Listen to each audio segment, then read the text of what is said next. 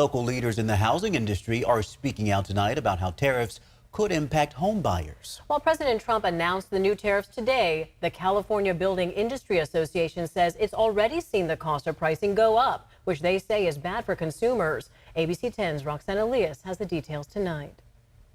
From a home building perspective, tariffs add cost to building homes. And that's a bad thing. Dan Dunmoyer is the president and CEO of California Building Industry Association here in Sacramento. They represent all the land developers, home builders, and all that goes into building a home. He says tariffs can impact lumber from Canada,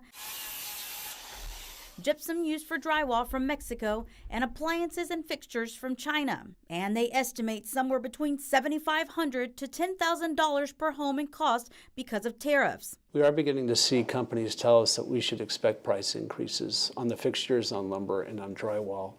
They're telling us they're just not sure what it's going to mean from a shipment perspective. Will those countries retaliate and ship less materials to us? And if they do, he says U.S. producers can't grow their production fast enough to offset retaliation of other nations, which means the prices will go up. And the question is, how long will that price increase last? Meanwhile, Christopher Brown with Next New Homes Group says the company isn't seeing any changes so far.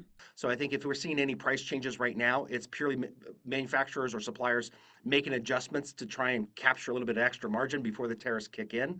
But we're not seeing any factual changes in pricing right now. He does anticipate it'll change as they see supplies coming from overseas or Canada start affecting the market. But he doesn't necessarily see it as a bad thing. I think the tariffs will absolutely affect pricing. I don't think it will be nearly as bad as everybody's worried about, because I think it will force domestic production, which is what we desperately need. And that helps the job market. That helps so many other things. So I think from a pure economic standpoint, I think there's going to be a lot of good that comes out of this, but it's a long-term good. In Sacramento, Roxana Elias, ABC 10.